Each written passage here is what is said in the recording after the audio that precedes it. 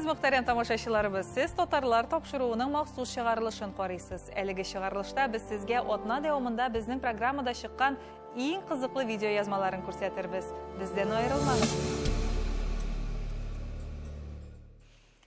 Сәяси репрессия курбаннарын искә алу көнен Магнитогорскида яшәүче милләттәшләребез бу дата барлыкка килгән вакыттан 1991 елдан бирле билгеләп үтә. Бу көнне шәһәрнең беренче төзүчеләрен, тоталитар режим курбаны булган туганнарын, якыннарын искә алалар. Тарихчылар аларны архив мәгълүматлары белән таныштыра. 30 октябрь 20 гасырның беренче яртысындагы фаҗига турында искәртү көне дә ди бу чарада катнашучылар. Сүз Гөлдар Хафизовага. Традиция буенча алар Магнитогорск шәһәренең милли китапханасына җыелды. Чөнки барсының да гаиләсендә кем дә булса репрессияларында зыян күргән. Нәкъ биредә 30 октябрь датасын сәяси репрессия курбаннарын искә алу көнен билгеләп үтә башладылар. Һәм шулай менә инде 18 ел. Шушы җирдә башларын салган.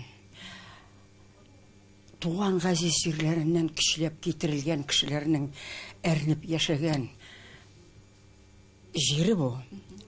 Шуларның тукымнарының алар рухына дуга кылырга теләве. Әле халык күбрәк була торган я, җылы-җылы әле безнең инде хәзер абыстайларында кимеп бара бит инде. Алар үзләренең әти-әниләрен үзләре сөйлиләр я. Бәләкәгенә истәгәй берләрендә сөйлиләр я. Менә бит инде хәзер кимеп бара. Мөслимә ханым Шафиq узган гасырның 30 еллары шаһитлары белән аралашып, аларның хикәясе нигезендә магнитка сөрелгән милләттәшләр турында зур хезмәт яза. Ел саен бу көнне безнең шәһәребездә булырга тырыша. Аның үз китабы геройларының истәлекләре турында сөйләгәннәрен халык диккать белән тыңлады.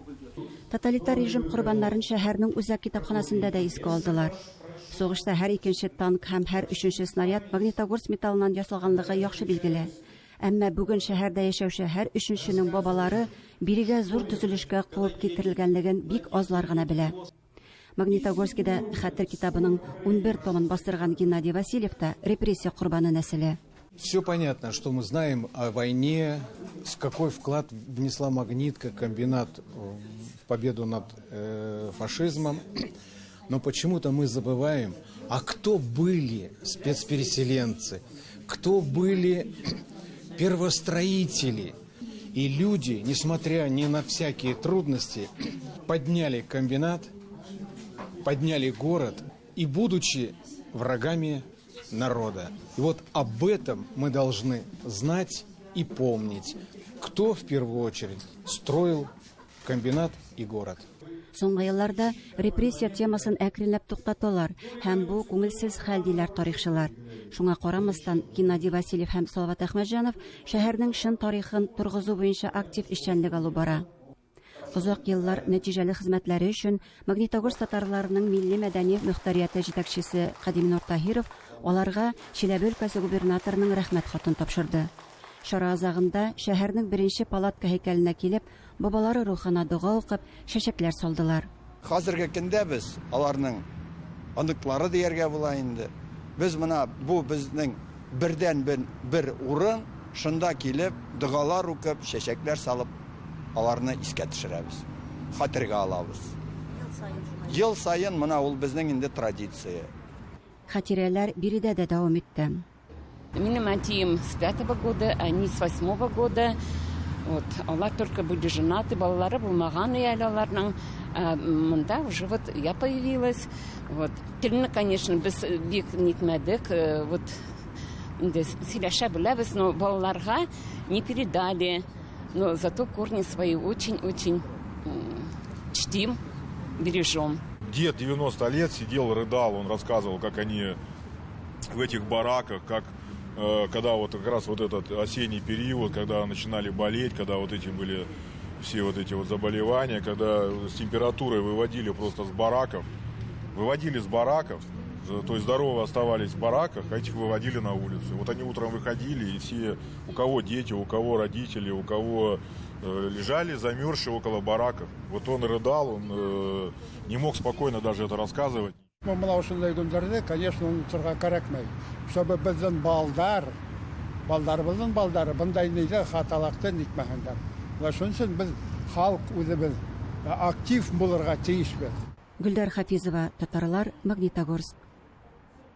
Минем тормыш кояш төсле якты. Май айыдай матур башланды.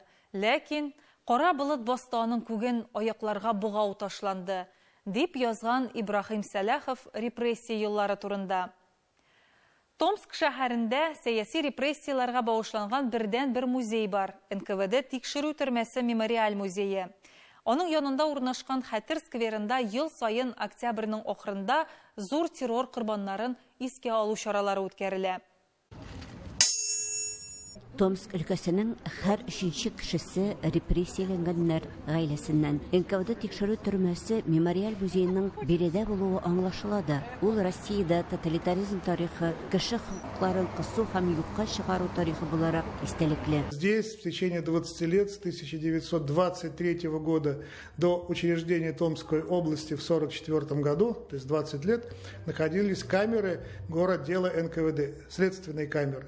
То есть это помещение, которое служило настоящими камерами для арестованных по политическим мотивам. Тогда говорят, Бог создал Крым, а черт на Рым.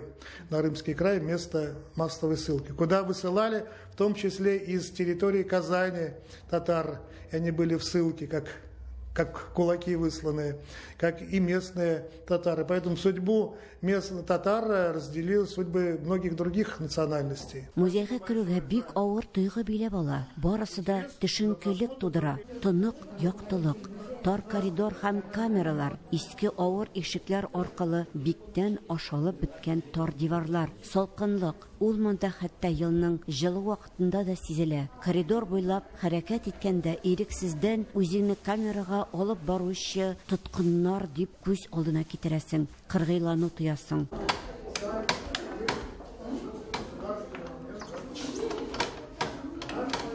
В 1937 году было сфабриковано дело против целой группы татарской интеллигенции, и в том числе прихожан мечетей томских, и они были обвинены о том, что в контрреволюционной деятельности, шпионской деятельности в пользу зарубежных стран, и многие из них были именно расстреляны по приговорам несудебных органов.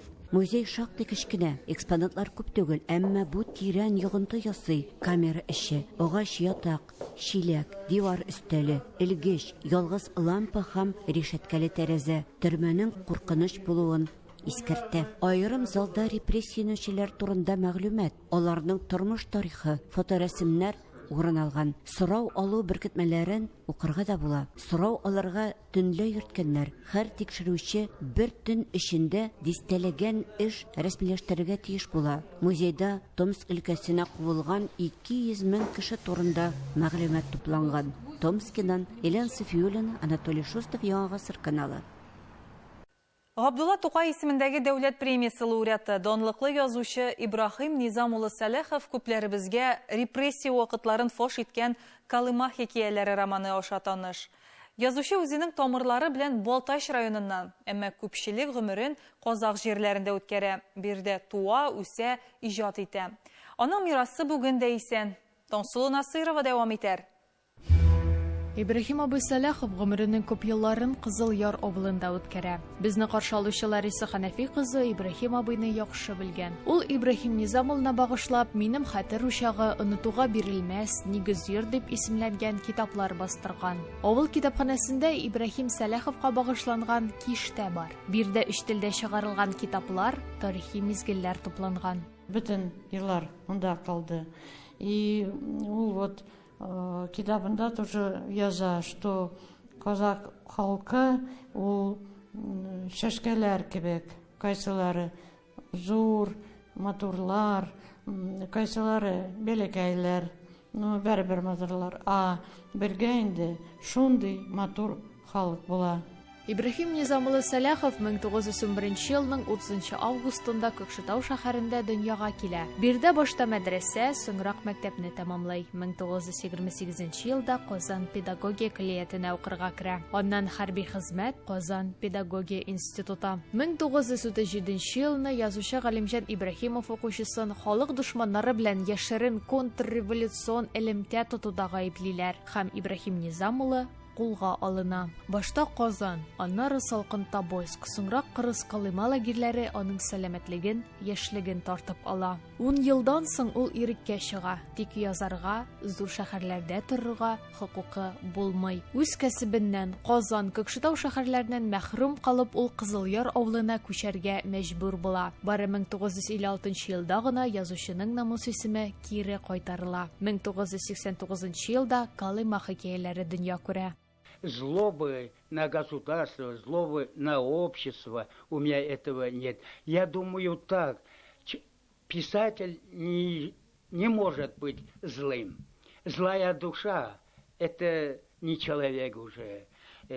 Зло – это ослепляет человека и душу ослепляет. Поэтому этот человек не может отличить добро от плохого. Кызылъяр урамнарының берсе Ибрахим Сәләхов исемен йөртә. Шунда язучының нигезе урнашкан. Бирдә 2016 елда мемориаль такта куела. Бүген йорты буш түгел. Бирдә аның буын дәвамчылары һәм улы гомер итә. Оныга хат дәвәтисе белән һәр вакыт бергә һәм тыгыз элемтәдә үсә. Язучы оныга намуслы кеше булырлык итеп тәрбияли, әкиятләр сөйләп үстерә. Шуңа күрә бабай бүлмәсе оныкның кадерле хәтер сандыгы. Язучының көтәлек эш урыны, борынга хәзинәләр, җылы хатирәләр белән тула. Если бы все было хорошо, то, наверное, он больше раскрыл свой писательский талант. Опять-таки. Потому что многие годы из жизни у него были вычеркнуты. Он начал писать буквально в 50-х годах, снова печататься, то есть после реабилитации. То есть, наверное, книг было бы больше. Наверное, он мог бы потратить эти молодые годы, свой вот как раз-таки огонь, который в нем горел, не на то, чтобы выжить где-то в тяжелейших условиях, а создать какие-то шедевры. Ибрахим абый гомере буе китаплар яраткан. Шуңа күрә бүлмәнең бизәге булып әлеге китаплар киштәсе басып тора. Биредә татарларның да, казакларның да, урысларның да барлык китаплары тупланган. Шулай ук әлеге киштәнең мәрҗәне менә бу кул язмалар тупланмасы. Биредә шулай ук аның иң беренче китаплары да бар. Менә мәсәлән, Ярату әсәре 1936 елда чыккан. Инде дуэль ул 1937 елда чыга. Барлык тирә-якта булган хатирәләрне Ибрахим абый әлеге кул язмаларга теркәп барган. Менә ул үзенең укуйларын әлеге сүзләр белән искә ала. Теге елларда бигрәк тә кыш айларында һәр җомга кич без студентлар белән шушы бинага бик ашыга идек. Бу бина ул вакытта татар мәдәният йорты иде. Ибрахим Сәләхов кул язмалары арасында Тулпар, Алтын хыял, соңрак Ат җене дип аталган хикәя бар. Язучы аны икенче ныгына Илфәт Усмановка багышлый. Илфәт Нигъмәт улы атлар белән балачактан ук янып йөри. Иркенлек сөйчән хайваннар белән ул әйтерсең лә бер дулкында. Яшь җайдаклар мәктәбендә булдырган барлык теләгән кеше биредә бушлай атта йөри ала. Дәвәтисе хөрмәтенә Илфәт абый мәктәбен Тулпар, Алтын хыял дип атаган. Ул кеше умудренный опытом и баланы бозабыз дип әйтте. Менә 4нче классны әйбәтләп бетерсәң, бер тай алып бирәм дип. 4нче классны бетердем, аттестатны алдым кулыма, авылга килдем, бабай, әйткән сүзеңдә торасыңмы, юкмы дип. Бабаем инде аптырап китте. Нәрсә эшләргә белмәде. Ул кеше әйтсә, үз сүзендә тора, бер тай алып бирде. Шуннардан бәри башланды.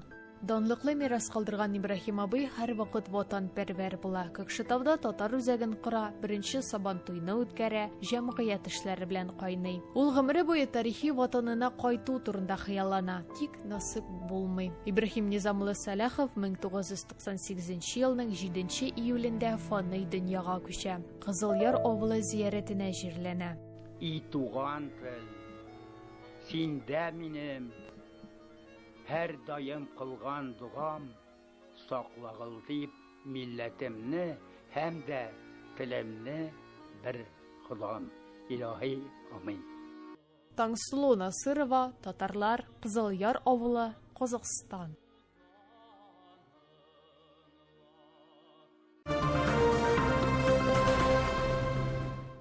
Пермь шәһәрендә бөтен Россия милли бердәмлек форумы узды. Россия халыклары ассамблеясы оештырган әлеге чара вакытында федераль татар милли мәдәни мөхтәриятенең күчмә утырышы да үтте. Кунаклар төбәкнең Барда районында татар теле һәм әдәбияты укытучылары конференциясендә катнашты. Балалар бакчалары һәм мәктәпләрдә булып, милли мәгариф, тәрбия эшчәнлеге белән таныштылар. Илебезнең 40-тан артык төбәгеннән килгән милли хәрәкәт лидерлары арасында үз хәбәрчебез Ульяновск өлкә татар мөхтәрияте рәисе Рамис Сафин да бар иде. Теманы ул дәвам итәр. Мәскәү, Ульяновск, Санкт-Петербург, Кырым, Түбән Новгород. Бу федераль татар автономиясенең күчмә утырышлары узган төбәкләрнең кайберләре генә, чираттагысы Пермь краенда үтә. Бу төбәктә 115 мең татар гомер итә. Сүз дә юк, автономия җитәкчеләренең мондый утырышларын төрле җирләрдә уздыруның уңай яклары байтак. Алар монда тәҗрибә уртаклаша, үзләре өчен яңа идея, яңа проектлар алып кайта. Бүген Пермь татар яшьләре кунаклар өчен җырлы биюле чәк-чәк бәйгесен тәкъдим итте. Бу акция төрле регионнарда уздыра. Вот без дә быел беренче тапкыр үткәрәбез. Монда төрле участниклар, катнашучылар үзеген пешергән чәк-чәкләрне алып килделәр.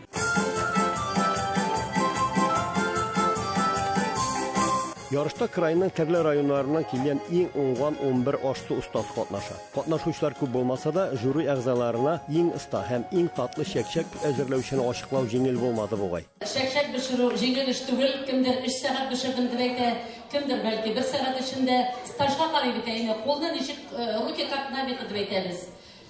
Һәркемнең үз секреты бар, авыр булды инде, конечно, но бер нәтиҗәгә килдек. Сошлись на одно мнение. Айгуль Мукаева. Иң беренче чәк-чәкне миңа әни пешерергә өйрәтте. Кичә көне бу ясадым инде аны. Заданиедә 10 күкәйдән ясамага булгач, 10 күкәйне 2 кило чәк-чәкне 2 сәгатьтә генә эшләп булмый инде. Конкурслар тәмамланып, кичке аштан соң сәгатында кунакханәнең зур залында Федераль татар милли мәдәни автономиясе советының утырышы башланды. Залда совет әгъзалары һәм төбәкләрдән килгән татар милли хәрәкәт лидерлары. Соңгы айда гына Төмән өлкәсе белән Мордовиядә автономияләргә яңа рәисләр дә сайланган. Рәхмәт әйттем бар халыкка, мине сайлаган өчен. Хәзер бер минеке задачам бар. Бар халыкны, татар халыкны бер күчәгә җыеп, бер тештән барырга. Безнеке и татарский клуб бизнесменов, и муфтиятлар да, безнең федераль автономия без бер тештән без бергә булып эшләрбез, бершләр халыкны, чтобы аз гына күтәрергә татар халыкны, алныга аз гына җибәрергә. Бу якларда татарлар күмәкләшеп башлыча Пермьдә һәм төбәкнең Барда районында гомер итә. Тыл буйларында татар халкы, башкорт халкы, алар инде гасырлар буе мәңге биредә яшәгәннәр дип әйтсәм ялгышмамын. Чөнки биредә менә күп безнең археологик шундый казынулар күрсәтеп торалар. Биредә инде таш гасырларда да халыклар яшәгәннәр. Пермь краенда этнокомпонентлы, ягъни татар телен өйрәтүче 91 мәктәп бар. Барда районы мәдәният йортының әлеге тамаша залына мәгариф хезмәткәрләре, татар теле һәм әдәбияты укытучылары җыелган. Авыллардан килүчеләр сүзләренә караганда, кайбер мәктәпләрдә татар теле укыту нык кимегән. Россия Дәүләт Думасы депутаты Илдар Гыйметдинов белдергәнчә, мәктәпләрдә ана телендә укытуда формализм һич кенә дә булырга тиеш түгел. Принята концепция изучения родных языков. Наверное, может, вы еще и не видели концепцию. На основании этой концепции появится новое поколение государственных образовательных стандартов. На основании этих образовательных стандартов появится новое поколение примерных учебных программ. На основании этих учебных программ появится новый учебник. При Министерстве просвещения по нашей просьбе создан отдельный институт по сохранению и развитию родных языков, который будет анализировать всю вот эту проблематику и соответствующие принимать соответствующие рекомендации. Әлбәттә, башка проблемалар да юк түгел. Әлбәттә, иң беренче проблемаларның берсе ул безнең кадрлар җитмәү белән аңлаттылар. Бүген көндә Казан федераль университеты Рөстәм Нургалиевич Миңнеханов кушу буенча 2 теллелек һәм полилингваль укытучылар әзерлек эше башланды. Узган елны башланып киткән иде, 6 юнәлеш буенча башлангыч класслар буенча да 2 телле, димәк татар теле һәм рус телләрендә укытучыларыбызны әзерләйбез. Шул ук вакытта безнең башлангыч укытучылары, мәсәлән, һәм шул вакытта инглиз теле укытучылары, Шуңа күрә менә шундый кадрлар бар. Моны инде безнең ул Татарстан Республикасы укытучылары өчен генә түгел, ул безнең Россия Федерациясындагы барлык регионнарга да кагыла. Узган гасырның 90-нчы елларында илебездә яңа үзгәрешләр чорында милли үзаң үсә башлагач, Пермь татарлары беренчеләрдән булып автономия оештыралар. Балалар бакчаларында милли төркемнәр ачып, мәктәпләрдә татар теле укытуны җайга салалар. Пермьләр шәһәрдә татар төркемнәре булган балалар бакчасы булдыруны үзләренә беренче чираттагы бурыч итеп куялар. Быел алар Чулпан дигән бакчаның 25 еллыгын билгеләп узганнар. Хәзер монда чирек гасыр элек йөргән балалар инде үз табыйларын алып киләләр. Хәзер менә килә балалар бакчасына 4нче буын. Көннең икенче яртысында автономия утырышында да сүз башлыча өлкә үзәкләрендә һәм татарлар күмәкләшеп яшәүче 5 шәһәрләрдә балалар бакчалары ачу, мәктәпләргә этно-мәдәни компонентны кертү буенча эшне җанландыру турында барды. Бу тармакта урыннарда да проблемалар байтак. Бездә якшәмбе мәктәпләре күп эшли. Һәм аларга кирәк балаларча гына аңлата торган җиңел дәреслек булмаса да шундый ярдәмлекләр. Тверь өлкәсендә татарлар әллә ни күп түгел, ни бары 6000-га якын. Шулай да бердәм булып зур эшләр башкаралар. Тырышабыз уздырырга Сабантуй, төрле бәйрәмләр уздырабыз дигән менә татарской кухняда уздырдык на бу ел. Новосибирск шәһәрендә күптән хәл ителмәгән проблеманы шишкәннәр. Татар мәдәният үзәге ачу өчен бина бирелгән. Сейчас делаем ремонт. Спасибо, конечно, Республике Татарстан, который нас финансирует, и плюс правительство Винницкой области. На следующий год Татарскому культурному центру, оно государственное учреждение, будет 30 лет. И полностью вот это здание будет принадлежать татарскому государственному учреждению. Мәскәү шәһәренең Асадуллаев йортында урнашкан татар милли мәдәни үзәге тирәсендәге агы-зыгы айлар түгел, еллар дәвамында барды. Ниһаять, 22 октябрьдә арбитраж суд үз карарын чыгарды. Заключено мировое соглашение между региональной общественной организацией Татарской национальной культурной автономии города Москвы и названо федеральным государственным бюджетным учреждением. В соответствии с этим мировым соглашением статус-кво сохраняется. Дом Татарский культурный центр остается за татарами города Москвы. Төбәкләрдә эшләүче милли автономияләргә җирле бюджеттан финанс ярдәме кирәклеге турында да сүз күптән сөйләнә. Ләкин ул ярдәмне күпчелек төбәкләр грантларга гына кайтарып кала. Шулай да турыдан-туры субсидия алучы автономияләр дә юк түгел. Төмән белән Пермь шундыйлардан. Каждый год правительство Пермского, администрация губернатора Пермского края нам выделяет субсидию. Выделяет более миллиона рублей. Төбәкнең Барда районында халыкның 95%-ын татар башкортлар тәшкил итә. Районда 33 мәхәллә исәпләнә, шуның 3-се район үзәгендә. Монда яшәүчеләр өчен 4000-нән артык тираж белән 80 еллык тарихы булган Таң исемле газетада чыга. Хәерле кич, хөрмәтле дуслар, эфирда Толбыйлары. Киләсе минутларда сезне район хәбәрләренең чираттагы чыгарылышы көтә, тапшырдым 4 темалары. Районның Толбыйлары дип аталган үз телевидениесе бар. Ул атнасына 4 сәгать 1994 елдан бирле эфирга чыга. Бүген анда район бюджетының хисабына 16 кеше хезмәт итә. Тагын шунсы да игътибарга лаек. Монда татар авыл исемнәре рус һәм татар телләренә туры тәрҗемә ителми. Мисал өчен Бакча авыл, Чалково, Түбән авыл, Ишимово, Бай авыл, Куземяров дип йөртелә. Район үзәге Барда исеменең дә килеп чыгышы шактый кызыклы. Риваят булайрак. Безнең халык бит һәр вакыт мал карарга яраткан, казлар асрарга яраткан. Менә яз җитсә, каз бәбкәләре чыгалар. Каз бәбкәләрен елга буена алып барып, яшел үләндә инде ашаталар. Менә бит тик тормый ул казлар. Алар суга төшәләр. Һәм бер көнне хуҗаның казлары елга буенча Казмакты елгасы, Казымакты елгасы буенча агып киткәннәр. Бу хатын җыллап инде йөгерәди. Казымакты. Икенче ярда инде уң як ярда кычкырып, нәрсә? Нимә? Барда акты менә. Бүтүнесе дә актымы? Бүтүнесе. Барда акты. Менә шуннан инде. Бардага баргач, Барда түбәтәйләрен чигүчеләрне күрми китү дөрес булмас иде. Башкорт юртасына ышанып тегелгән түбәтәйләрне Әлфинә ханым 6 елдан бирле тегә һәм чигә. Без күбрәге чулпаннар алабыз. Монысы менә гусины еллап китеп атыйбыз инде. Гусины еллап ки. Безнеке бит эмблема каз. Шуңа казның тәпие формасында итеп алабыз инде. Пермь крайында татар телен өйрәтүче 100-гә якын мәктәп бар. Анда эшләүче укытучылар бүген барысы да бер залга җыелып, мәктәпләрдә татар теленә урын калмавына борчылулар хакында сөйләделәр. Гаиләгә генә сылтама ясап, менә гаиләдә сакланырга тиеш. Ул җөмлә дөрес түгел. Әгәр дә дәүләт тарафыннан, әгәр дә чынлыкта да шартлар тудырыла икән системалы рәвештә, балалар бакчасы, мәктәп, университет һәм гомумән социаль, икътисади күренештә гаиләдә дә татарча сөйләшә башлаячак. Укытучыларның зур җыйны кысаларында Арча районы мәгариф идарәсе Барда районы белән үзара хезмәттәшлек итү турында килешүне дә имзаладылар. Пермь краеннан Рамис Сафин, Татарлар.